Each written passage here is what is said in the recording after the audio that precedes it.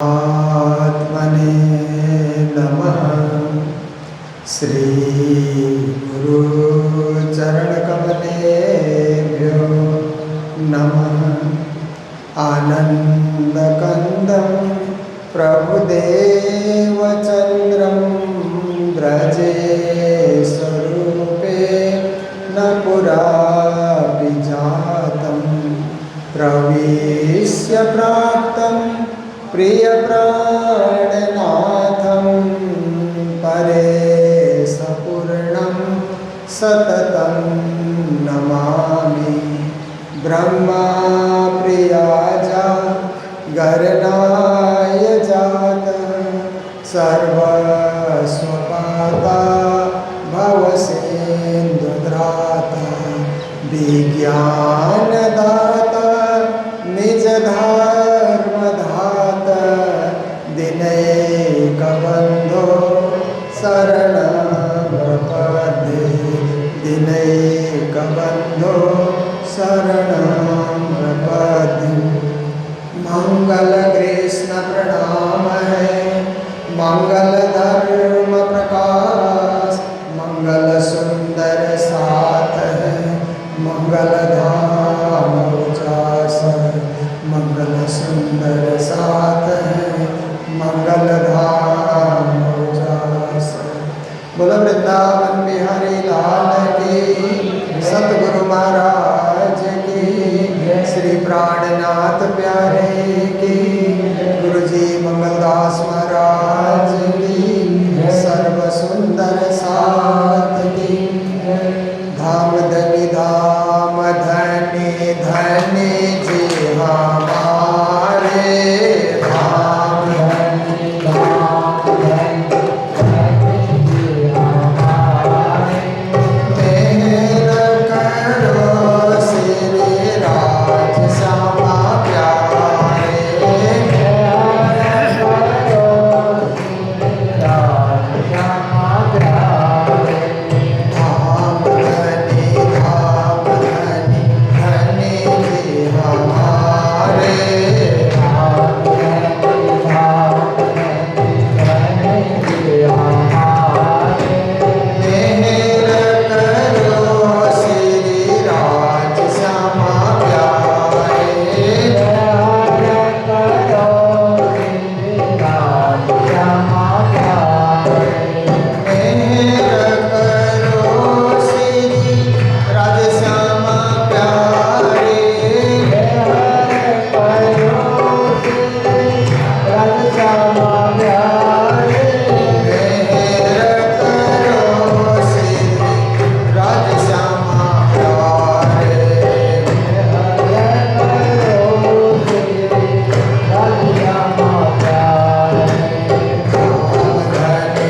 धाम धनी जी हमारे, धाम धनी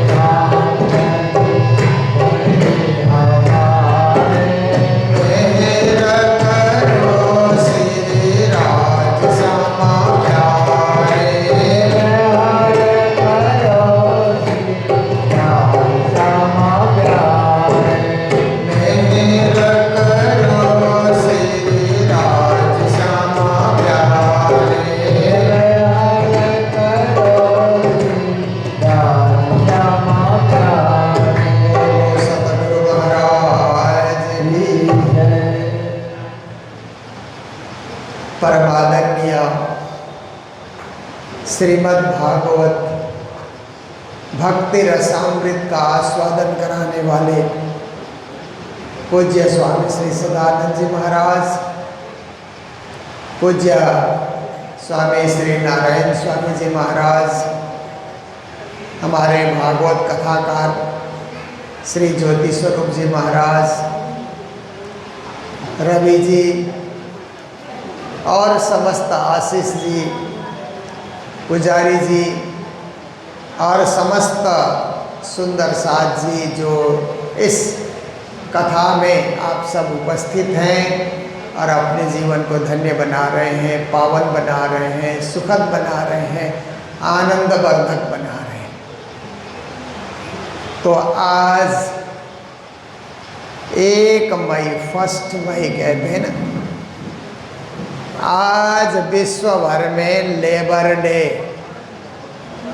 देखिए, श्रमिकों का दिन, जो श्रम करते हैं, परिश्रम करते हैं और सब लोगों के लिए काम करते हैं, आज उनका दिन है। विश्व यूएनओ ने इसको घोषित किया कि 1 मई को लेबर डे के रूप में।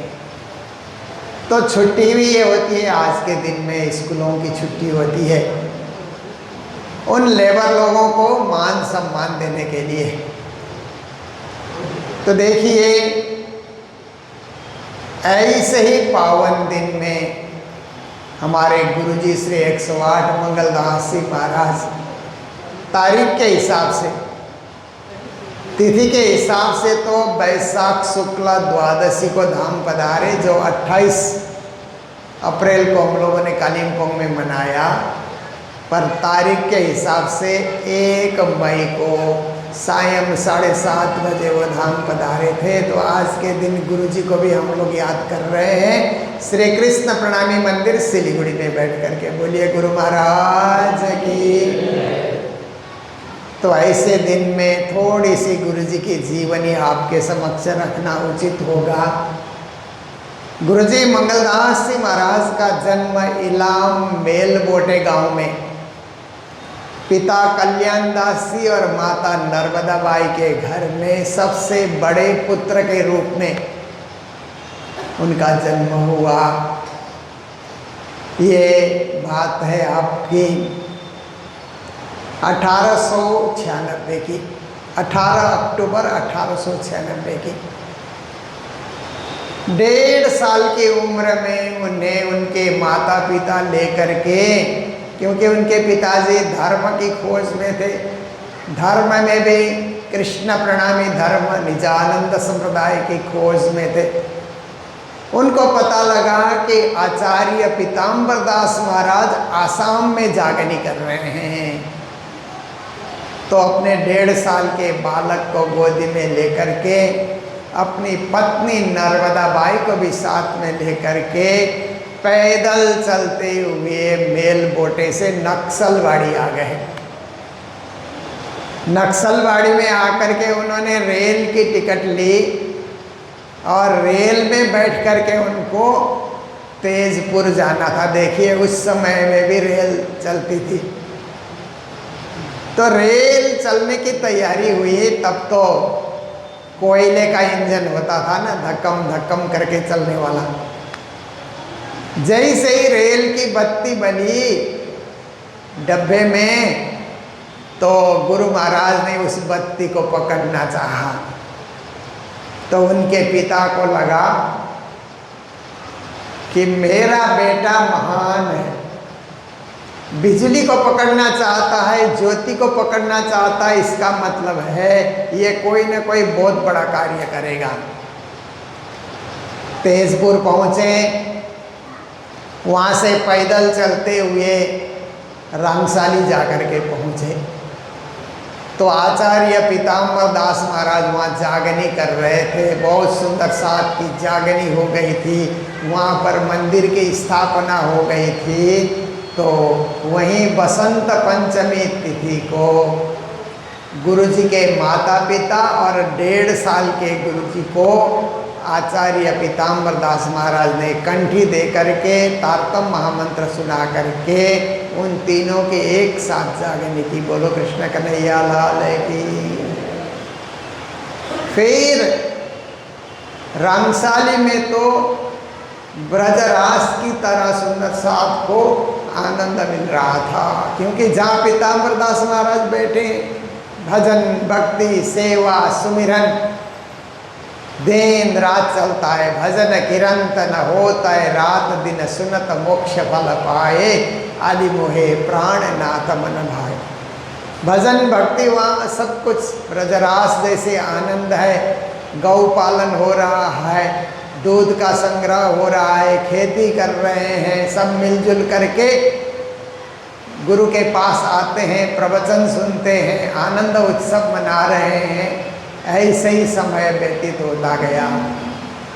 तो जागे हुए सुंदर साथ ने कहा कि गुरु महाराज, आप कभी नौतनपुरी की महिमा बताते हैं, कभी महामंगलपुरी की महिमा बताते हैं, कभी पद्मावतीपुरी की महिमा बताते हैं, हमें भी तीर्थ के दर्शन कराइए ना।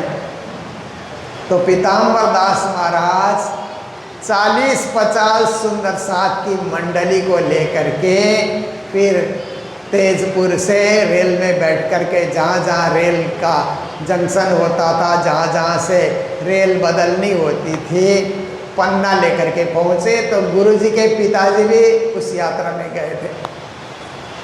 पन्ना जाने के बाद पन्ना के दर्शन हुए और वहाँ पर बड़ा भारी मेला लगा हुआ था शरद पूनम का। वहाँ सब सुंदर साथ ने दर्शन प्रसन्न किए। उन्हीं दिनों में सूरत के गादी के आचार्य महाराज का धाम गमन हो गया था और वहाँ के ट्रस्टी लोग कोई आचार्य और गुरु की तलाश में पन्ना आए हुए थे। पीताम्बर दास महाराज का भव्य स्वरूप देख करके, दिव्य स्वरूप देख करके, उनका ज्ञान और उनकी जागनी को देख करके वे लोग प्रभावित हो गए और आकर कहने लगे, महाराज जी आप सूरत की गादी को संभालिए, सूरत के गादी में आप बैठ जाइए, हम आपको बुलाने आए हैं। पीताम्बर दास महाराज ने सोचा ये भी राज्य जी का आदेश है, प्राणनाथ जी का आदेश है, मुझे उस आदेश को पालन करना चाहिए। तो उनको वहीं साल उड़ा करके सूरत के गादीपति के रूप में, आचार्य के रूप में सुशोभित किया। आसाम से जाने वाले सुंदर साथ को बड़ी निराशा हुई, ओहो अब हमारे गुरुजी तो हमसे बिछुड़ गए, अब सूरत के आचार्य बन गए तो हमें कौन ज्ञान देगा, हमें कौन शिक्षा देगा, अब हमारे साथ लौट कर कौन जाएगा। तो पीताम्बर दास महाराज के भाई थे केशव दास जी, उनको उन्होंने कहा कि ये सुंदर साथ को तुम संभालो और इनको आसाम में मेरी तरह ही प्रवचन सुना करके जागनी तुम करते रहो। तो पीताम्बर दास महाराज तो सूरत में जा कर के गादी में विराजमान हुए और आज जो सूरत में मंदिर है, बहुत बड़ा मंदिर, वो मंदिर का निर्माण उन्होंने खुद अपने कार्यकाल में कराया। ये हमारे महागुरु की, गुरु जी के गुरु की बड़ी भारी विशेषता है, महिमा है। इधर केशव दास महाराज सुंदर साथ की मंडली को लेकर के आसाम रंगशाली पहुँचे, उसी तरह प्रवचन देते हैं, उसी तरह जागनी करते हैं, उसी तरह आनंद उत्सव हो रहा है। गुरुजी के पिताजी भी लौट करके आए, उनका मन नहीं लगा।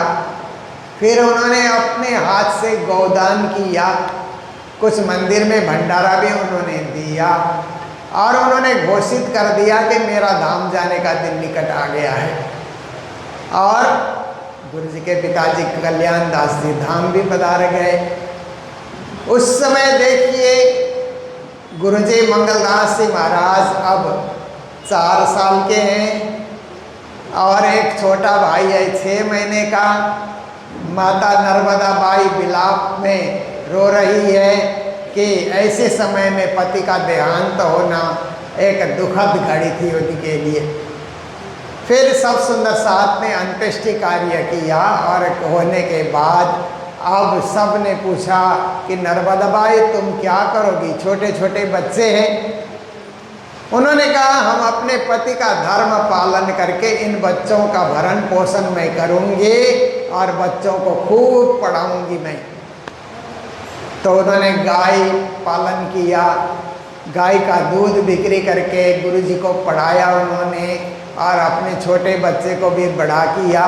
फिर तेजपुर लेकर के आई तो तेजपुर में मंदिर में रंगीदास जी महाराज बीतक करने आए हुए थे। उन्होंने अच्छी बीतक की और बीतक सुनने के बाद सुंदर साथ कहने लगे कि गुरुदेव हमको तीर्थ का दर्शन कराइए ना, पद्मावतीपुरी धाम का।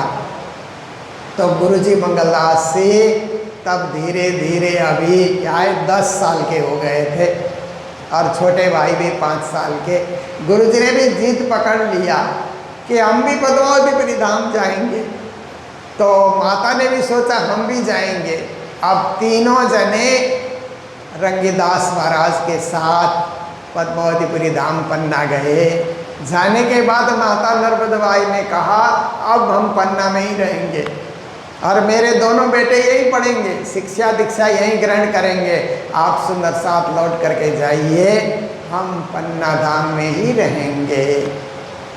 तो माता नर्मदाबाई ने वहाँ फकीर वेश, फकीरी वेश बोलते हैं जो माताएं लेती है, फकीरी वेश ले करके माता अब वहाँ पन्ना में रहने लगी और अपने दोनों पुत्र को क्षेत्र में पढ़ने के लिए उन्होंने नियुक्त किया, वहाँ अध्ययन करते रहे। फिर देखिए 12 साल के हुए गुरुजी मंगलदास से, तो उन्होंने वैराग्य वेश ग्रहण किया हीरादास महाराज से। फिर वहाँ मेहरदास महाराज थे, वाणी के इल्म में उनसे तालीम लेना भी प्रारंभ किया।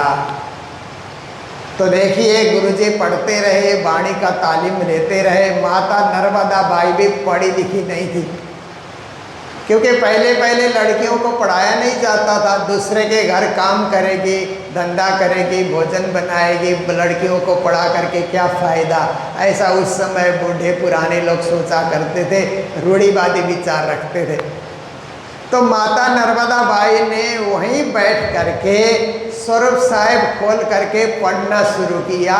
इसलिए गुरुजी कहते थे कि मेरी माता ने क से पढ़ना नहीं शुरू किया, ह से पढ़ना शुरू किया, क्योंकि वाणी में हवे पहले पहला भोजन नहीं कहूँ बात, तेता दुख रूपी दिन रात दावा न लगने कई भात तेनी केटली कहूँ विख्यात, ये चौपाई आती है ना, ह से ही उन्होंने अक्षर ज्ञान किया, राज्य की कृपा। और उसके बाद गुरुजी जब तालीम लेते हुए थोड़े और समय बीतता गया, 14 साल के हो गए, 15 साल के हो गए, तो प्रकाश गुजराती में गुरु के गुणों की गिनती का प्रकरण आया। तो उन्होंने सोचा कि मेरे गुरु तो पीताम्बर दास महाराज है, सूरत में बैठे हुए हैं, गुरु के इतने गुण होते हैं तो गुरु के ही चरणों में जाना चाहिए, परंतु माँ कहती है अकेले नहीं जाना। तो बिना माँ को बताए घर पन्ना से निकल गए, पैदल चल करके 2 दिन में सतना पहुँचे और सतना से ट्रेन पकड़ करके इंदौर गए, इंदौर से ट्रेन पकड़ करके सूरत गए।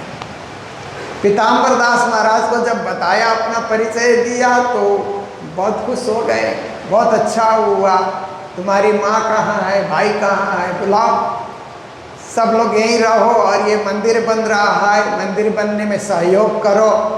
तो गुरुजी ने एक पोस्ट कार्ड लिख करके माँ को भी बुला लिया और माता नर्मदाबाई वहाँ पर भोजनशाला में सेवा में लगी। ऐसी सेवा माता नर्मदाबाई करती थी कि गुरु महाराज बताते थे कि मेरी माँ दिन रात सेवा करती थी, इसलिए उनकी साड़ी हमेशा भीगी हुई रहती थी। काम धंधा करने से तो पानी से साड़ी भीग जाती है, तो ऐसे सूखी साड़ी में वो कभी रही मैंने देखा ही नहीं। ऐसी सेवा में दिन रात लगी रहती थी। मंदिर बनकर तैयार हुआ और उन्हीं दिनों में गुरुजी मंगलदास जी ने सोचा, अपने गुरु से तालीम सीखने लगे।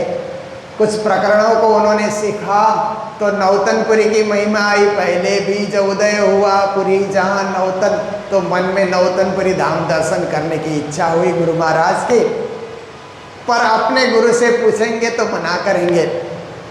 बिना पीताम्बर दास महाराज को पूछे नौतनपुरी पहुंच गए। वहाँ नौतनपुरी के दर्शन हुए, वहाँ सुखलाल दास महाराज विराजे हुए थे, परंतु वहाँ तालीम की व्यवस्था नहीं थी। इसलिए अब लौट करके सूरत आएंगे तो गुरु महाराज डांटेंगे, इसलिए वो पन्ना चले गए तालीम पूरा करने के लिए। इसी बीच में सूरत का मंदिर का उद्घाटन हुआ, भव्य उद्घाटन हुआ। पीताम्बर दास महाराज 60 साल के हो गए, उनका धाम जाने का वक्त आया। उन्होंने एक पोस्ट कार्ड लिखा कि मंगलदास, तुम जहाँ भी हो जल्दी चल करके आओ, मेरा धाम जाने का वक्त निकट आ रहा है। तो गुरुजी मंगलदास जी तो पद्मावतीपुरी धाम में बीतक के दिनों में बीतक पाठ करते थे। कोई अर्थ करने वाला, झेलने वाला दूसरा इल्मी बैठा हुआ होता था। गुरुजी ने उनको पूछा कि मेरे गुरु की चिट्ठी आई है, मैं जा सकता हूँ? नहीं नहीं, वितक पूरा किए बिना नहीं जा सकते हो, नहीं छोड़ सकते हो।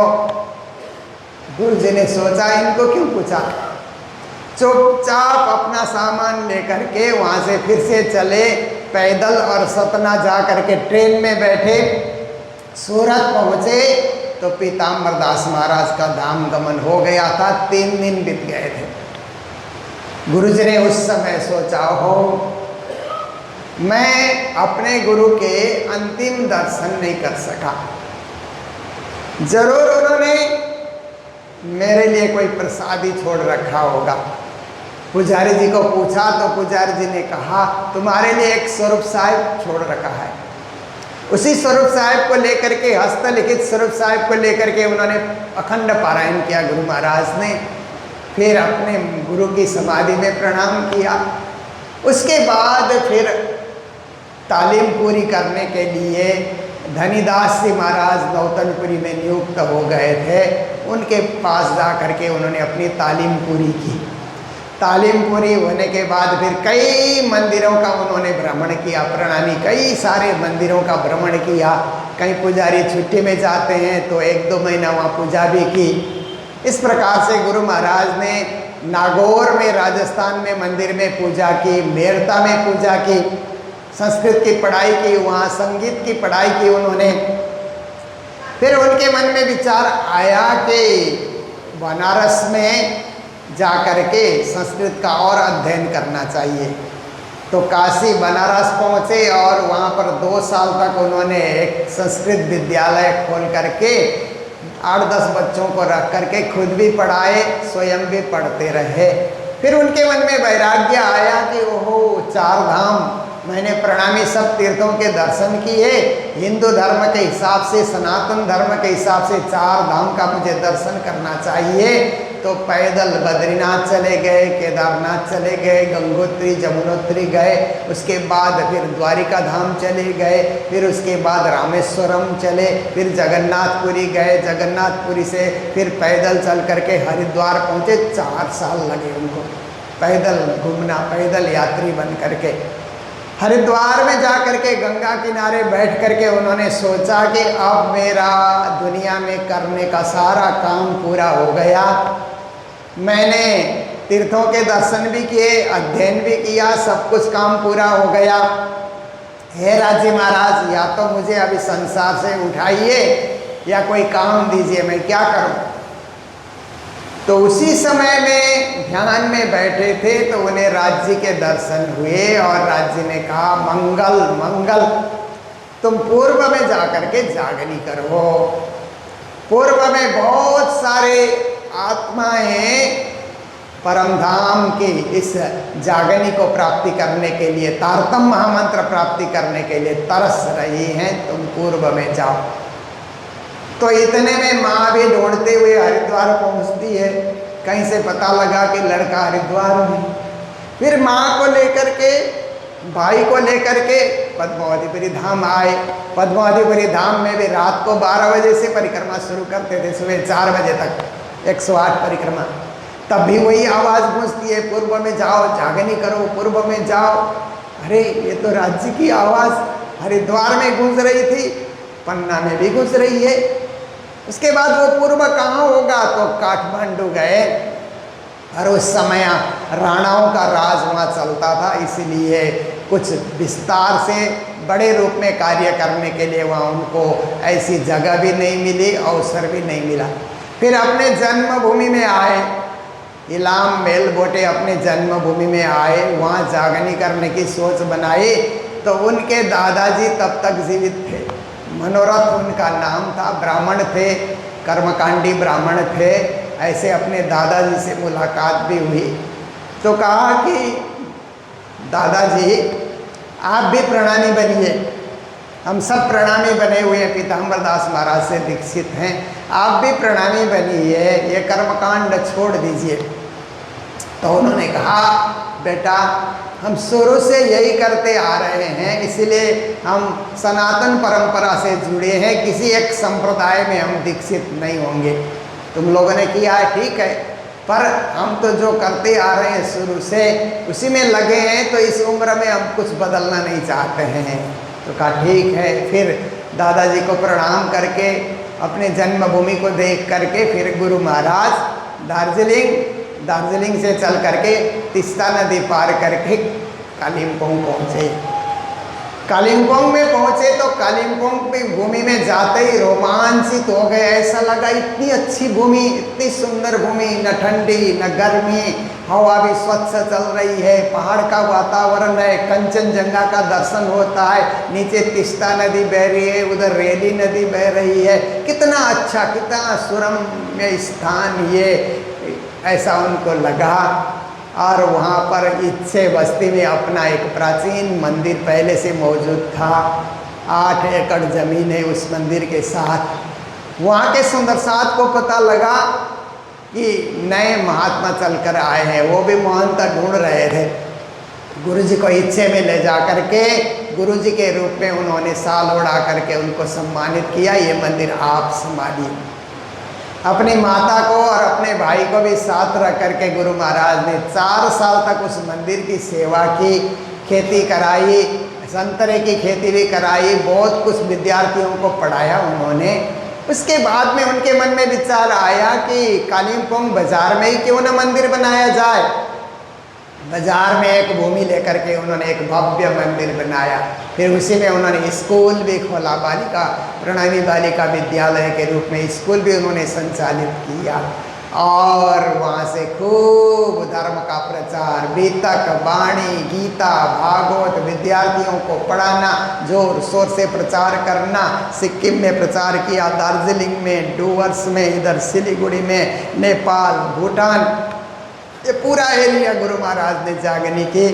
इतना ही नहीं, गुरु महाराज जागनी करने बम्बई भी गए, वहाँ बड़ी जागनी की। फिर हरियाणा और कई सारे स्थानों में उन्होंने जागनी की है। उन्हीं दिनों में पूज्य राधिका दास जी महाराज भी कालिम्पोंग गए थे, तो गुरु महाराज के दर्शन करके उनकी भी जागनी हो गई। उन्हें हरियाणा में विशेष रूप से जागनी करने के लिए गुरुजी ने आशीर्वाद दिया। उन्होंने जुई से जागनी प्रारंभ की। फिर गुरु महाराज ने भी जा करके उनको जागनी करने में बड़ा सहयोग किया। इस प्रकार वहाँ जागनी बढ़ती चली गई। गुरु महाराज ने फिर बाजार में भी रहते रहते स्कूल के लिए फिर एक और ज़मीन, 4 एकड़ ज़मीन उन्होंने ली। वहाँ स्कूल उन्होंने high school, higher secondary school बनाया। फिर देखा ये बाजार का मंदिर होली में, जन्माष्टमी में छोटा पड़ता है, तो बड़ी जगह ले करके बड़ा मंदिर बनाना चाहिए। फिर आज जहाँ मंगल धाम है वो भी 4 एकड़ की भूमि है, गुरु महाराज ने ली और ले करके वहाँ पर उन्होंने आश्रम की स्थापना की, बालिकाओं का आश्रम, बालकों का आश्रम, इस प्रकार उन्होंने की। उन्हीं दिनों में जो कालिम्पोंग में होली में सुंदर साथ जाते थे, सब ने गुरु महाराज से कहा, गुरुदेव सिलीगुड़ी में भी कुछ बनाइए ना, क्योंकि हम लोगों को आते जाते बहुत कष्ट होता है, होटलों में या नहाने धोने में भी बहुत दिक्कत होती है, आप वहाँ बनाइए। तो गुरु महाराज यहाँ पधारे और आज जो भूमि है ये भूमि गुरु महाराज ने पावन किया। यहाँ भी उन्होंने मंदिर की स्थापना की, यहाँ भी जागनी शुरू हो गई। इसके बाद की जीवनी आप सब जानते हैं कि जब 1971 आया तो पूज्य महाराज जी जुई से ही जागनी हुई थी। गुरुजी के दर्शन जुई में किए थे। पूज्य राधिका दास महाराज तो सब प्रकार से आशीर्वाद देते ही थे। महाराज जी आर्मी में थे तो छुट्टी में यहाँ पर आए और यहाँ आकर के करीब 1 महीना तक साथ में रहे थे। और मैं भी उन दिनों अध्ययन करने के लिए गुरु महाराज के पास आया, तो हम दोनों गुरु महाराज के चरणों में आए। महाराज जी को और आर्मी से छुट्टी लेने के लिए 7-8 महीने फिर वहाँ पर जहाँ उनकी नियुक्ति थी वहाँ जाना पड़ा। मैं तो गुरु जी के साथ ही रहा। फिर पूर्ण रूप से आर्मी से छुट्टी लेकर के महाराज जी भी आए और 1972 में उन्होंने वेश धारण किया। तब से बाद का इतिहास तो आप लोग बार बार सुनते ही हैं, जानते ही हैं। फिर महाराज जी को यहाँ का जिम्मेदारी गुरु जी ने सौंपा और गुरु महाराज सब जगह घूम घूम करके प्रचार करते थे, जागनी करते थे। हम लोगों को लेकर के कभी बम्बई, कभी दिल्ली, कभी कलकत्ता, कभी हरियाणा, कभी नेपाल, कभी आसाम, कहाँ गुरु महाराज लेकर के जाते थे और सब जगह खुद भी प्रवचन करते थे, हम लोगों से भी प्रवचन कराते थे। इस प्रकार गुरु महाराज ने व्यापक प्रचार प्रसार करके आप देखिए, यहाँ सिलीगुड़ी में 108 पारायण भी कराया। 1981 में देवचंद्र जी महाराज के चतुर्थ शताब्दी पर 108 पारायण भी भव्य रूप से करा, बहुत बड़ा मेला था वो भी। और उसके बाद भिवानी में भी 108 पारायण, जब भिवानी का मंदिर बना वहाँ भी कराया। 1984 में वहाँ 108 पारायण हुआ। और जब लौट करके आए तो गुरुजी ने बताया अब मेरा शरीर जवाब देने लगा है, क्योंकि मैंने पैदल यात्रा की है, ऐसे भी मेरा शरीर थका हुआ है। और उसके बाद कई सालों तक अन्न भी मैंने छोड़ा था, नमक भी छोड़ा था, इसलिए अब शरीर साथ नहीं दे रहा है। तो जैसे ही 1985 शुरू हुआ तो थोड़ा अस्वस्थ गुरु महाराज लगने लगे। तो सब सुंदर साथ को हम लोगों ने चिट्ठियाँ भेजी। उस समय तो चिट्ठियों का ज़माना था, सबको चिट्ठी ली गई कि गुरु महाराज जो है ऐसे कह रहे हैं कि हमारा धाम जाने का वक्त आ गया है। सारे सुंदर साथ उनसे मिलने के लिए आते रहे। तो जनवरी से लेकर के अप्रैल तक ये आना जाना सुंदर साथ का लगा रहा। और 1 अप्रैल आने से 5 दिन पहले सायं 7:30 बजे उन्होंने ऐसे हाथ किया। तो हम लोगों ने सोचा कि गुरु महाराज कुछ आशीर्वाद दे रहे हैं, पर उन्होंने कहा इसका मतलब समझते हो? हम लोगों ने कहा क्या है गुरु जी आप ही बताइए ना। तो कहा अब 5 दिन मेरे बचे हैं, अब 5 दिन के बाद मेरा परम धाम जाना हो जाएगा। और ठीक 5 दिन में 1 अप्रैल को शाम को 7:30 बजे गुरु महाराज का धाम गमन हो गया। बोलो सतगुरु महाराज की। तो 1 मई को 7:30 बजे उनका धाम गमन हो गया। तो ऐसे गुरु महाराज जो सिद्ध पुरुष थे, अवतारी पुरुष थे, महापुरुष थे, ज्ञानी थे, ध्यानी थे, उनके सारी वाणी को मंगल सूक्ति के रूप में हम लोगों ने प्रकाशित किया है। मंगल वाणी के रूप में मंगल स्मृति ग्रंथ में बहुत कुछ उनका ज्ञान हम लोगों ने प्रकाशित किया है। ऐसे ज्ञानी गुरु 1 मई के दिन धाम पधारे, इसलिए हमारे लिए भी ये 1 मई तारीख के हिसाब से एक विशेष दिन है कि हमारे गुरु महाराज का उस दिव्य परम धाम में जागृति होने का दिन है। पर हम लोग ऐसा नहीं मानते कि गुरु महाराज हम सबको छोड़ करके परम धाम गए। हमें तो ऐसा लगता है वो आज भी हमारे साथ ही हैं। जब मंगल धाम में जा कर के मंगल धाम के दर्शन करते हैं और उनके समाधि वेदी में सिर झुकाते हैं, ऐसा लगता है गुरु महाराज यहीं बैठे हैं, हमारे ही समक्ष उपस्थित है।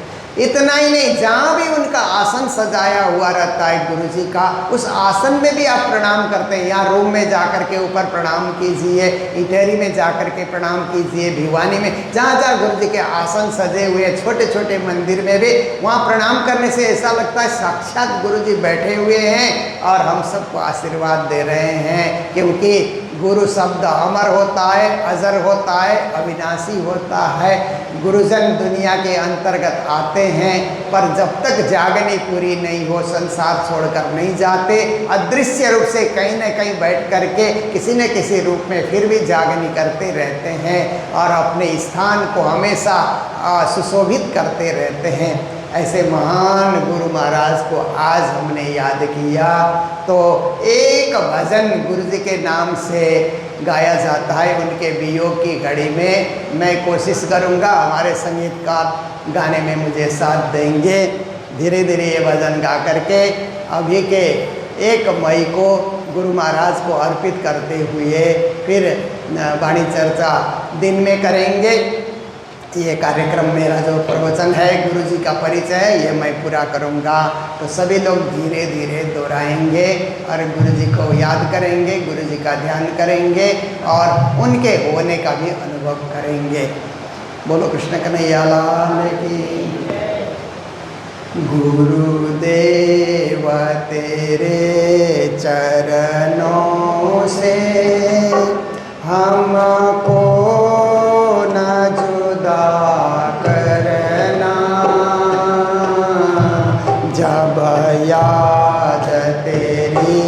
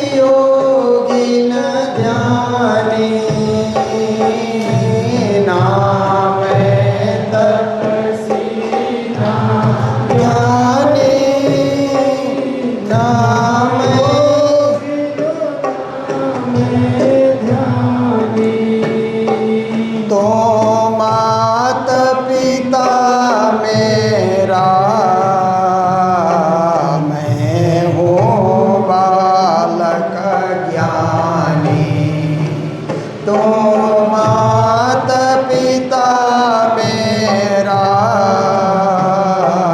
मैं हूँ बालक ज्ञानी।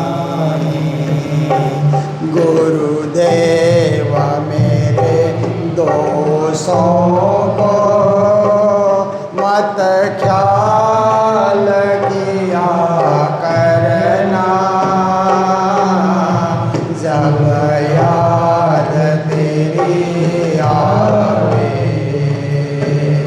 मिलने की दया करना।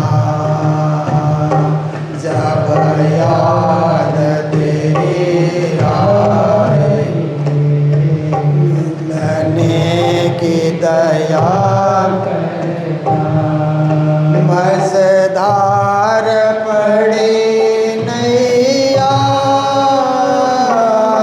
नहीं घेवन हारा कोई।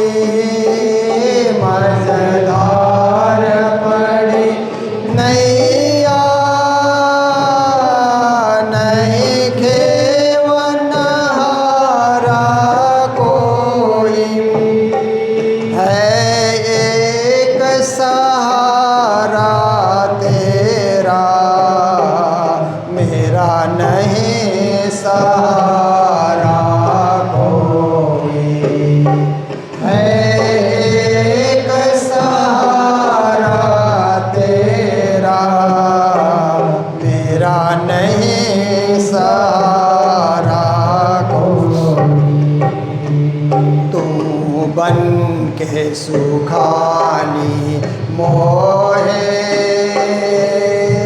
पार किया करना।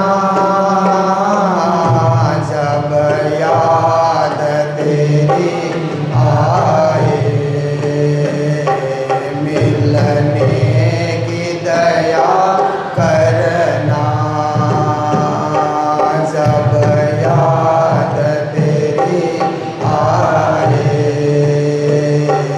मिलने की कित द्वार तेरा तज के, अब कहाँ मैं जाऊँ।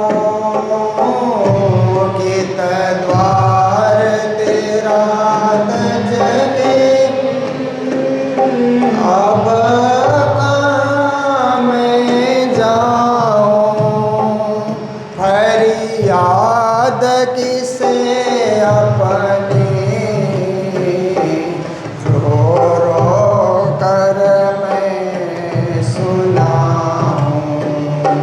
फरियाद किसे अपनी, रो रो कर मैं सुनाऊँ। आवाज मेरी सुन के पहचान लिया करना। जब याद तेरी आए, मिलने की दया करना। आवाज मेरी सुन के पहचान लिया करना। जब याद तेरी आए, मिलने की दया करना। गुरुदेव तेरे चरणों से हमको न जुदा करना। जब याद तेरी आए, मिलने की दया करना। जब याद तेरी आए, मिलने की दया करना। सच्चे सच्चिदानंद गुरुदेव की प्रणाम।